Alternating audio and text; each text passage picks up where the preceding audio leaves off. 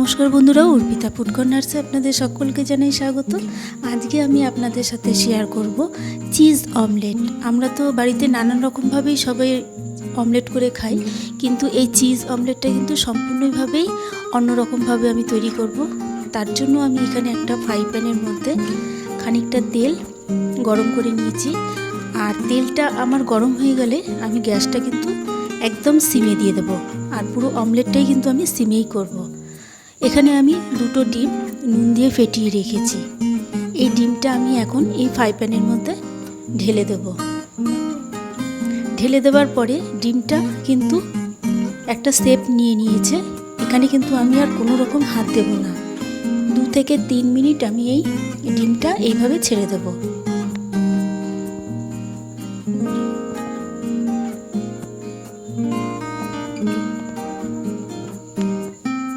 এরপরে আমার 2 থেকে 3 মিনিট হয়ে গেলে আমি এখানে খানিকটা পেঁয়াজ লম্বা করে কেটে রেখেছিলাম, সেই পেঁয়াজটা আমি সুন্দর মতন অমলেটের ওপর সাজিয়ে দেব।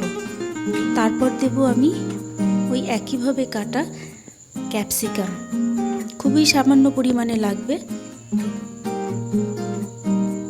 এরপরে আমি দেব লম্বা করে কাটা টমেটো। এখানে আমি একটা হাফ টমেটো দেব। আর অমলেটটা কিন্তু আমার ওপরে পুরোপুরি কাঁচা রয়েছে। এই কাঁচা থাকতে থাকতেই কিন্তু এই সবজিগুলো সাজিয়ে দিতে হবে। টমেটোটা দেওয়া হয়ে গেলে এখানে আমি দেব কুচনো কাঁচা লঙ্কা।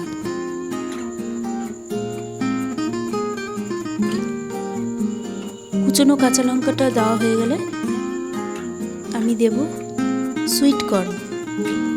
আর বাড়িতে যদি আপনাদের কর্ন না থাকে নাও দিতে পারেন, অপশনাল, কোনো অসুবিধা নেই। এরপরে আমি সুইট কর্নগুলো সুন্দর মতন সাজিয়ে দেব।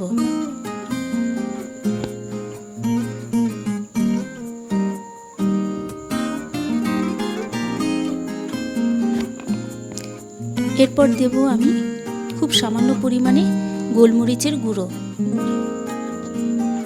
তারপরে দেব আমি প্রায় হাফ চামচের মতো চাট মশলা।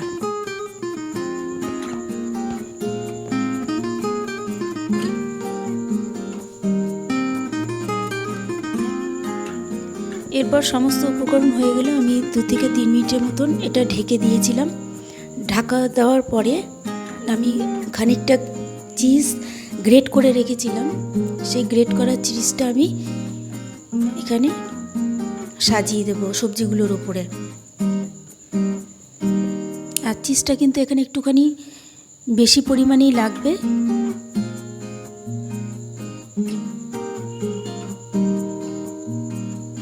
এরপর কি করব, আমি একটা খুন্তির সাহায্যে খুব সাবধানে অমলেটটাকে কিন্তু উল্টে দেব।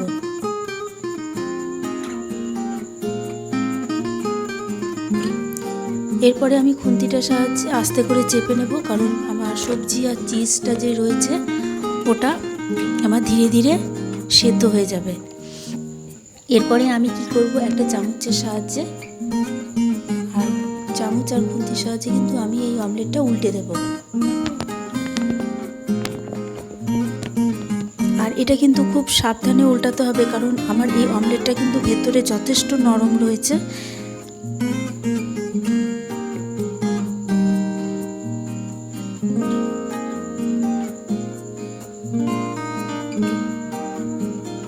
তা এইভাবে আমি উল্টানোর পরে আমি খানিকক্ষণ গ্যাসের মধ্যে রেখে এটাকে আমি সার্ভ করে দেব।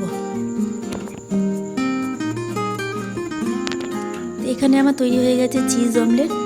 ভিডিওটা যদি ভালো লাগে অবশ্যই সাবস্ক্রাইব করবেন, শেয়ার করবেন আর লাইক করতে ভুলবেন না।